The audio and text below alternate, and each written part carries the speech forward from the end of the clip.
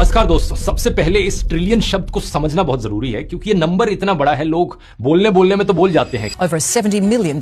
Billion. $1 trillion. लेकिन दिमाग के लिए प्रोसेस करना ये काफी मुश्किल होता है। इसे टाइम के हिसाब से सोच कर देखो, अगर आप समय में 1 मिलियन सेकंड्स पीछे जाओगे तो आप 11.5 दिन पीछे चले जाओगे। कोई ज्यादा बड़ा समय नहीं है, लेकिन अगर आप 1 बिलियन सेकंड्स टाइम में पीछे जाओगे तो आप 32 साल पीछे चले जाओगे, यानी कि शायद आपके या मेरे पैदा होने से पहले। लेकिन अगर आप समय में 1 ट्रिलियन सेकंड्स पीछे जाओगे तो आप सीधा 31,000 साल पीछे चले जाओगे, यानी एक ऐसे समय में जहां कोई इंसानी सिविलाइजेशन शुरू भी नहीं हुई थी। आज के दिन दुनिया भर में सिर्फ 21 देश ऐसे हैं जिनका जीडीपी $1 ट्रिलियन से ज्यादा है, और अब इलॉन मस्क की नेटवर्थ इस नंबर को क्रॉस कर चुकी है। अब सवाल यह है कि ये नेटवर्थ एक्चुअली में कैलकुलेट कैसे करी गई, और यहीं पर आता है दोस्तों पहला बड़ा खेल बिलियनियर या ट्रिलियनियर होने का। फोर्ब्स के हिसाब से इलॉन मस्क के पास स्पेसएक्स के 38% शेयर्स हैं, और स्पेसएक्स कंपनी की जो वैल्यूएशन है मार्केट में वो $2.2 ट्रिलियन की हो चुकी है। ऐसे ही टेस्ला की वैल्यूएशन लगभग $1 ट्रिलियन से ज्यादा की है। इसमें इलॉन का शेयर 15 से 25% तक का बताया जाता है। तो सिर्फ इन 2 कंपनीज में स्टेक की वजह से ही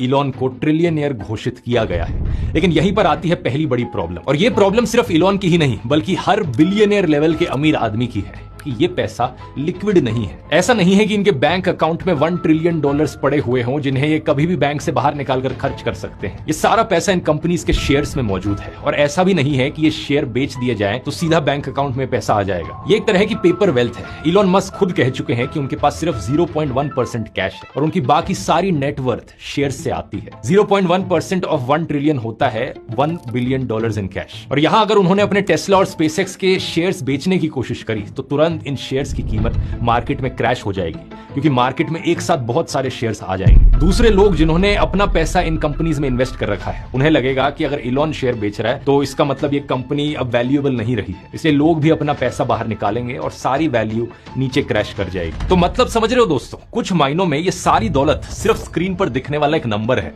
जो दूसरों के भरोसे पर टिका हुआ है। जिस दिन मार्केट का मूड बदला ये पेपर वेल्थ गिरकर आधी हो सकती है। नेटवर्थ की असलियत दोस्तों इसके अलावा अब कंपनी के फंडामेंटल्स पर भी डिपेंड करती है कि कोई कंपनी कितना पैसा कमा रही है, क्या है उनका रेवेन्यू, क्या उनका प्रॉफिट है और कितनी प्रोडक्शन कर रही है वो। और यहीं पर आती है दूसरी प्रॉब्लम, एक ऐसा सवाल जो लोग स्पेसएक्स पर उठा रहे हैं, क्या इस कंपनी की वर्थ सही में $2 ट्रिलियन है? This massive valuation is also a test.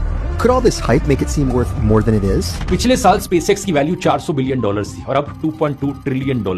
लेकिन ऐसे एक साल में स्पेसएक्स ने ऐसा कुछ भी नहीं किया जो इस बढ़ी हुई वैल्यूएशन को जस्टिफाई कर सके। उल्टा ये कंपनी घाटे में चल रही है। 2025 में इस कंपनी ने करीब $5 बिलियन का लॉस रिकॉर्ड किया था, इसे नुकसान हुआ था, और इस साल भी करीब पिछले 3 महीनों में ऑलरेडी $4.28 बिलियन का नुकसान हो चुका है। ये सिर्फ मैं नहीं कह रहा हूं, रिसर्च फर्म मॉर्निंग स्टार के मुताबिक स्पेसएक्स की असली वैल्यू लगभग $780 बिलियन की है, जो कि उसके अभी के प्राइस का सिर्फ 35 से 40% है। अब आप पूछोगे अगर ऐसा सही में है तो स्टॉक मार्केट की वैल्यूएशन इतनी ज्यादा कैसे हो गई? इसका जवाब है दोस्तों इलॉन मस्क। लोग स्पेसएक्स पर पैसा नहीं लगा रहे हैं, वो इलॉन मस्क के दिखाए गए सपनों पर पैसा लगा रहे हैं। इकोनॉमिस्ट बर्टन मेलकील अपनी किताब a random walk down wall street में स्टॉक वैल्यूएशन की 2 थ्योरीज देते हैं। पहली थ्योरी है फर्म फाउंडेशन थ्योरी, जिसमें किसी कंपनी के शेयर्स की कीमत फंडामेंटल्स पर डिपेंड करती है, जैसे कि कंपनी कितना पैसा कमाती है, कितना मुनाफा कमाती है। और दूसरी थ्योरी है Castle's in the air theory, यानी हवाई महल। इसमें शेयर्स की कीमत का कंपनी की परफॉर्मेंस से कोई रिलेशन नहीं होता और वैल्यूएशन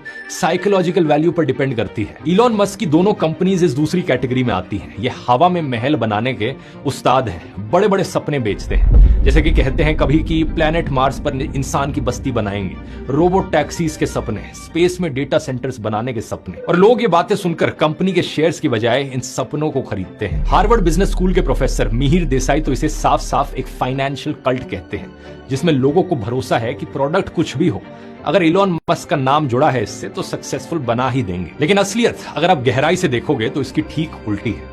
साल 2013 में इलॉन मस्क ने हाइपर लूप का कॉन्सेप्ट प्रपोज किया कि सुपर फास्ट ट्रांसपोर्टेशन के लिए ये हाइपर लूप्स होंगे जिसमें 600 मील प्रति घंटे की स्पीड से लोग ट्रैवल करेंगे। लोगों को जाकर प्रोमिस करने लगे, बोस्टन से न्यूयॉर्क हम सिर्फ आधे घंटे में पहुंच जाएंगे। A plane? No, an automobile? It's Transporter machine? it's a cross between a Concorde and a railgun. लेकिन असलियत ये सिर्फ एक कॉन्सेप्ट बना रहा और कुछ नहीं। 2023 में एक कंपनी बंद हो गई और एक सक्सेसफुल प्रोडक्ट नहीं बना पाई।